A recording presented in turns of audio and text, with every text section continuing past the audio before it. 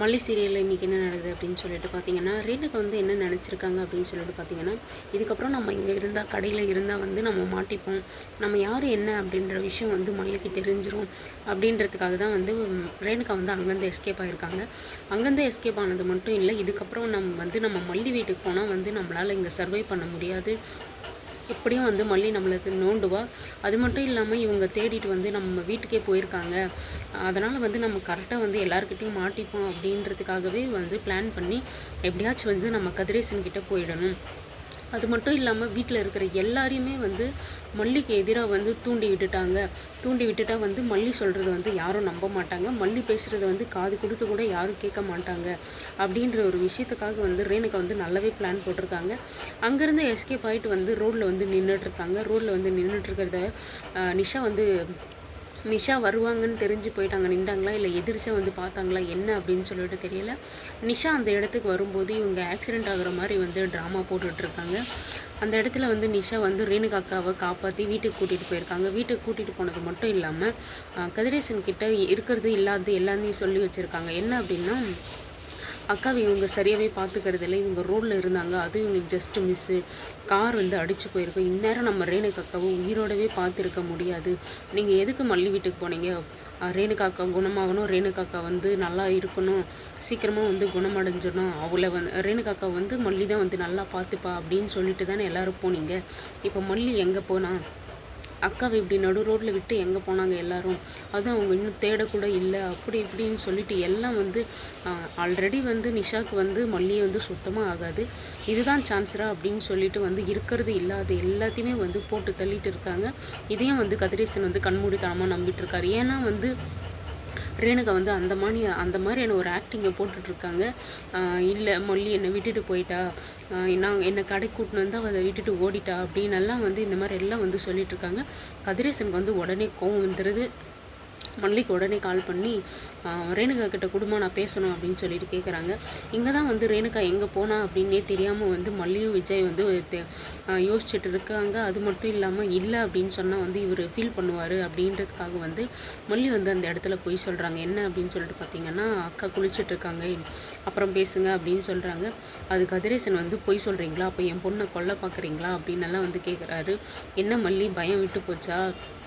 என் பொண்ணை கொண்டுட்டா நீ அந்த இடத்துக்கு வந்துடலான்னு வந்து நினச்சிட்ருக்கியா? என் பொண்ணு வாழ்க்கையை நீ கெடுக்கிறதுக்கே வந்திருக்க, எல்லாரையும் வந்து போலீஸில் பிடிச்சி கொடுத்துருவேன் அப்படின்னு சொல்லிட்டு கதிரேசன் வந்து மிரட்டுறாரு.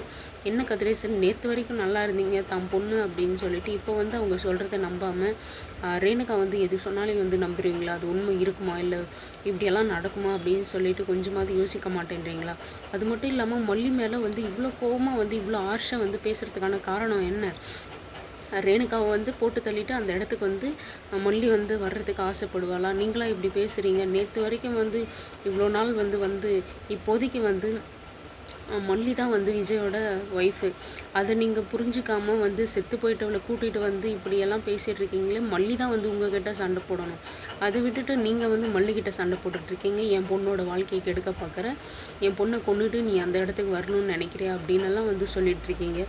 இதை கேட்ட மல்லிக்கு ஒரே ஷாக்கிங். என்ன இவர் இப்படி பேசுகிறாரு? அப்போ அக்கா அங்கே போயிருக்காங்களா? அப்படி இப்படின்னு ஒன்றுமே தெரியாத கதிரேசனை சமாதானப்படுத்துறதுக்காக விஜயும் மல்லியும் வந்து கதிரேசன் வீட்டுக்கு போகிறாங்க.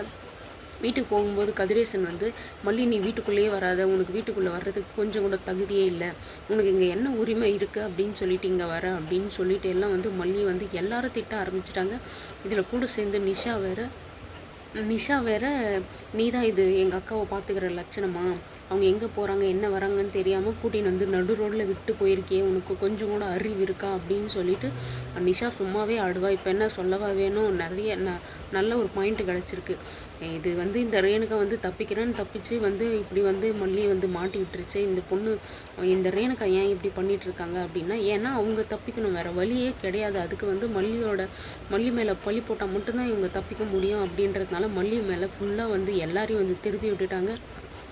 மல்லி வந்து எவ்வளவோ ட்ரை பண்ணிகிட்ருக்காங்க, எப்படி வெளியே வந்தாங்க அப்படின்னால சொல்கிறதுக்கு. ஆனால் கதிரேசன் கொஞ்சம் கூட காது கொடுத்தே கேட்கவே இல்லை. நீ இந்த வீட்டுக்கு வராத அப்படின்னு சொல்லிட்டு இருக்காங்க. நிஷா வந்து என்ன சொல்லிட்டுருக்காங்களா, இதுக்கப்புறம் நான் ரேணுகாக்காவை நாங்களே பார்த்துக்குறோம். நீங்கள் பார்த்தது கிழிச்சதெல்லாம் போதும். நீங்கள் பண்ண வரைக்குமே போதும். இதுக்கப்புறம் வந்து நாங்களே பார்த்துக்குறோம். அதுக்கு நீங்கள் மாமாவும் வெண்பாவும் வந்து இந்த வீட்டில் இருக்கணும். அப்போ தான் வந்து அக்காவை சீக்கிரமாக வந்து சரியாகுவா அப்படின்னு வந்து பிளானை போட்டுட்டாங்க. அவ்வளோதான். மல்லியையும் விஜயையும் பிரிக்கிறதுக்கான சரியான வாய்ப்பை வந்து ஏற்படுத்தி கொடுத்துட்டார் ரேணுகா வந்து. இதை வச்சே வந்து இவங்க பேசிகிட்டு இருக்காங்க. ரேணுகாவும் விஜயும் வெண்பாவும் வந்து இந்த வீட்டுக்கு வந்து தங்கணும் அப்படின்னு சொல்லிட்டு. எப்படியும் வந்து வெண்பா வந்து மல்லி இல்லாமல் இருக்க மாட்டாங்க அப்படின்ற விஷயம் நமக்கு நல்லாவே தெரியும். ஆனால் வந்து விஜய் வந்து என்ன யோசிப்பாருன்னு தெரியல. இப்படி சொன்னதும் விஜய் வந்து மல்லியை பார்க்குறாரு. இந்த இடத்துல வந்து விஜய் வந்து கண்டிப்பாக ஓகே தான் சொல்லிடுவார். ஏன்னா வந்து அவருக்கு வந்து இப்போதைக்கு வந்து வெண்பா வந்து ரேணுகா வந்து சரியாகணும். அதுக்காக வந்து என்ன வேணாலும் பண்ணுவார். மல்லியாச்சு யாராச்சு என்ன வேணால் பண்ணுங்கள், மல்லியை வந்து சமாதானப்படுத்தியோ இல்லை அதுக்கு முன்னாடியே வந்து மல்லி வந்து நீங்கள் போங்க அப்படின்னு வந்து ஈஸியாக வந்து சொல்லிடுவாங்க. சொல்லிவிட்டு அதுக்கப்புறம் மல்லி வந்து ஃபீல் பண்ணிகிட்டு இருப்பாங்க. இப்போ என்ன நடக்கும் அப்படின்னா, விஜய் வந்தாலும் வெண்பா வருவாங்களா அப்படின்றது ஒரு கொஷின் மார்க். இப்போ வெண்பா வரலைன்னா விஜய் வர்றதுக்கான வாய்ப்பு கொஞ்சம் குறைவாக இருக்கும்.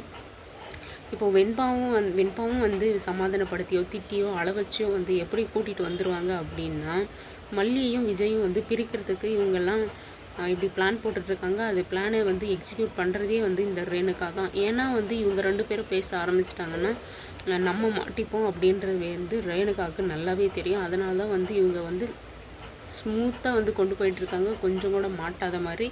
ஆனால் மல்லிக்கு வந்து இதிலேருந்து இன்னொரு பாயிண்ட்டு கிடச்சிருக்கு இவங்க மேலே இன்னொரு சந்தேகம் வர்றதுக்கு.